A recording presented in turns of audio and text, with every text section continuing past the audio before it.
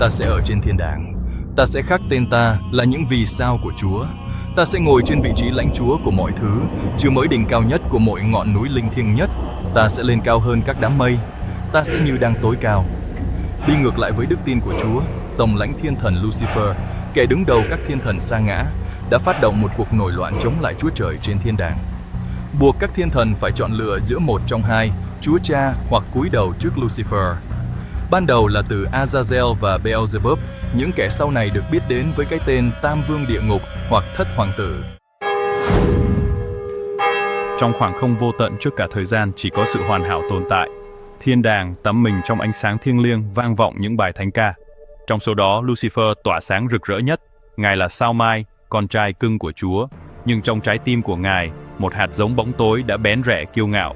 Nó thì thầm về vinh quang của chính mình, về một ngại vàng trên tất cả. Nó nói rằng Ngài ngang hàng với Chúa. Lucifer bắt đầu tin vào những lời thì thầm đó. Ngài nhìn các thiên thần khác với sự khinh miệt. Bài ca của Ngài trở nên lạc lõng. Một nốt nhạc của tham vọng, của sự đố kỵ, len lỏi vào. Sự thay đổi tinh vi này chính là sự ra đời của cái ác. Đó là khoảnh khắc Lucifer bắt đầu biến thành Satan. Sân khấu đã được dựng lên cho một cuộc nổi loạn. Một cuộc chiến sẽ quyết định số phận của các thiên thần và loài người. Sự bất mãn của Lucifer lan rộng như cháy rừng trong hàng ngũ các thiên thần. Sức hút của Ngài, từng là ngọn hải đăng của ánh sáng thiêng liêng, trở thành công cụ của sự dụ dỗ. Ngài hứa hẹn quyền lực, bình đẳng và tự do khỏi những gì Ngài gọi là sự cai trị độc tài của Chúa. Nhiều người đã bị lung lay bởi lời nói của Ngài, bị quyến rũ bởi lời hứa về kiến thức bị cấm đoán và sự cám dỗ của phiến quân. Trong số những kẻ sa ngã là những thiên thần từng cao quý. Tên tuổi của họ giờ đây đồng nghĩa với bóng tối. Azazel, học giả, kẻ đã đánh đổi trí tuệ của mình để lấy những bí mật bị cấm đoán. Beelzebub, kẻ hùng mạnh, kẻ khao khát thống trị mọi tạo vật.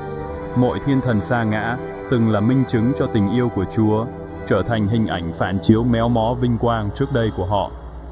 Thiên đường run rẩy khi Lucifer giờ là một sinh vật của bóng tối thuần khiết, tập hợp quân đoàn của mình. Ngài tuyên chiến với đấng toàn năng, thế sẽ chiếm đoạt ngai vàng của thiên đường và tái tạo tạo vật theo hình ảnh của chính mình. Cuộc nổi loạn đầu tiên, tội lỗi đầu tiên chống lại Chúa, đã châm ngòi cho một cơn bão lửa vũ trụ. Tiếng kêu gọi tập hợp của Lucifer vang vọng khắp cõi trời, một nốt nhạc bất hòa trong bản giao hưởng của tạo hóa. Từng người một, các thiên thần đã lựa chọn, một số bị quyến rũ bởi lời hứa về quyền lực và tự do, đổ xô theo lá cờ của Lucifer. Những người khác, lòng trung thành của họ bị thử thách, bám víu vào ánh sáng le lói của vinh quang trước đây của họ. Trong số các thiên thần sa ngã của Lucifer, một hội đồng bóng tối đáng sợ xuất hiện. Beelzebub, chúa tể của Rui, từng là một thiên thần với vẻ đẹp vô song, giờ đây tỏa ra hào quang mục nát và thối rữa rõ ràng.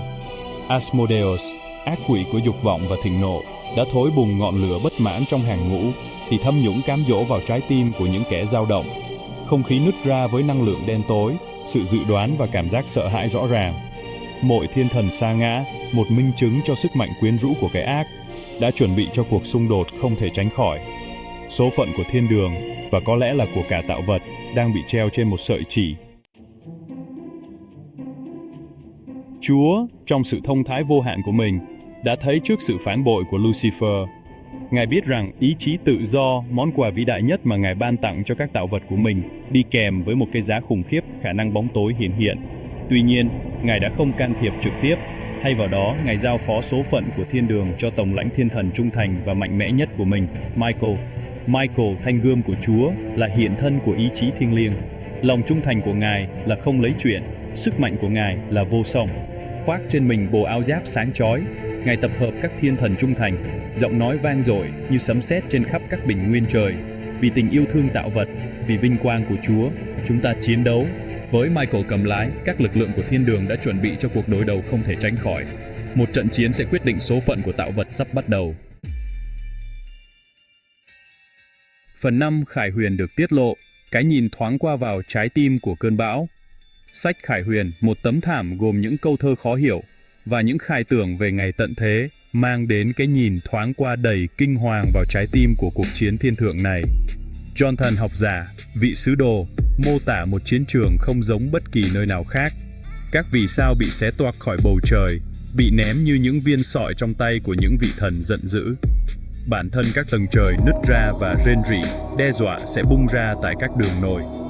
Các thiên thần đụng độ với những người anh em sa ngã của họ. Không khí sống động với tiếng len keng của thép thiên thượng và tiếng gầm rú của năng lượng thanh tao. Chính kết cấu của thực tại căng thẳng dưới sức nặng của cuộc xung đột vũ trụ này. Đó là một trận chiến được chiến đấu trên quy mô mà tâm trí con người không thể tưởng tượng được. Một cuộc đấu tranh cho chính linh hồn của tạo hóa.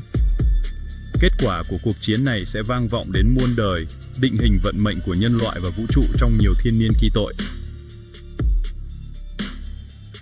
Phần 6. Con rồng và tống lãnh thiên thần, một cuộc đấu tay đôi xuyên vũ trụ. Ở trung tâm của cơn lốc này, hai nhân vật thống trị chiến trường, Lucifer, giờ là một con rồng quái dị phun lửa vào bóng tối, và Michael, nhà vô địch kiên định của thiên đường. Cuộc đấu tay đôi của họ là điều có trong Kinh Thánh, một cuộc đụng độ giữa ánh sáng và bóng tối, vượt qua thời gian và không gian. Lucifer được tiếp thêm sức mạnh bởi cơn thịnh nộ và tham vọng bị cản trở, giải phóng toàn bộ sức mạnh của ác tâm. Tia sét lóe lên xung quanh móng vuốt của hắn, và tiếng gầm của hắn làm rung chuyển nền móng của vũ trụ. Michael, ánh mắt kiên định, đương đầu với từng đòn tấn công bằng cơn thịnh nộ thiêng liêng. Thanh kiếm của Ngài được thấm nhuần sức mạnh của Thiên Chúa, chém xuyên bóng tối, một ngọn hải đăng hy vọng giữa hỗn loạn.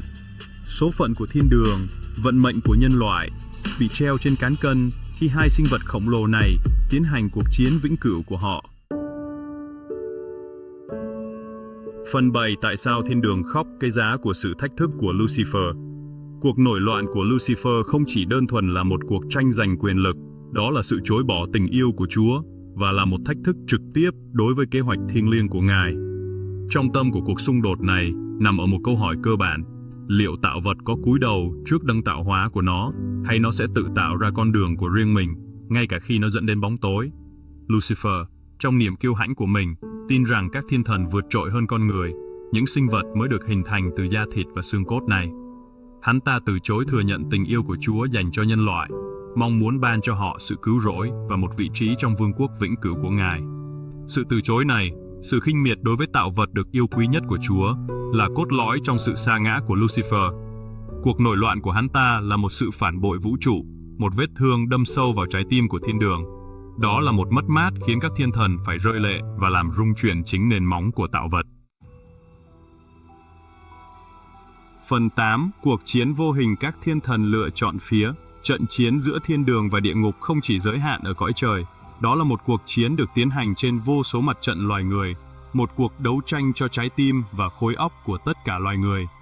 Các thiên thần, cả trung thành và sa ngã, bước đi giữa loài người, bản chất thật của họ nằm sau thảm bên trong con người. Một số thiên thần, như Gabriel, đóng vai trò là sứ giả và người dẫn đường, thì thấm nhũng lời hy vọng và lòng dũng cảm vào trái tim của những người chính trực. Những người khác, như thiên thần sa ngã Azazel, thì thâm nhũng cám dỗ và gieo rắc sự bất hòa, tìm cách dụ dỗ loài người rời xa con đường hẹp, dẫn đến con đường rộng, diệt vong. Mỗi hành động tử tế hay tàn nhẫn, mỗi lựa chọn được đưa ra giữa thiện và ác, đều làm nghiêng cán cân của cuộc chiến vô hình này. Bởi vì trận chiến cho thiên đường cũng là một trận chiến cho linh hồn của loài người. Phản chiến sư sa ngã của Lucifer từ đỉnh cao của thiên đường đến vực sâu của địa ngục. Cục diện của trận chiến thay đổi khi Michael được tiếp thêm sức mạnh bởi ý chí kiên định của Chúa, giáng một đòn quyết định vào Lucifer. Sao mai, đôi cánh bị thiêu rụi và ánh hào quang tắt ngầm, bị đày xuống khỏi thiên đường, cùng với quân đoàn thiên thần sa ngã của hắn. Sự sụp đổ của chúng thật dài đằng đẵng và đau đớn. Bị tước bỏ ánh sáng thiêng liêng, chúng rơi xuống vực thẳm, hình dạng của chúng bị xoắn và méo mó trước cơn thịnh nộ của Chúa. Lucifer từng rạng rỡ, tên của hắn bị xóa khỏi thiên đường, được biết đến với cái tên Satan, kẻ thù địch.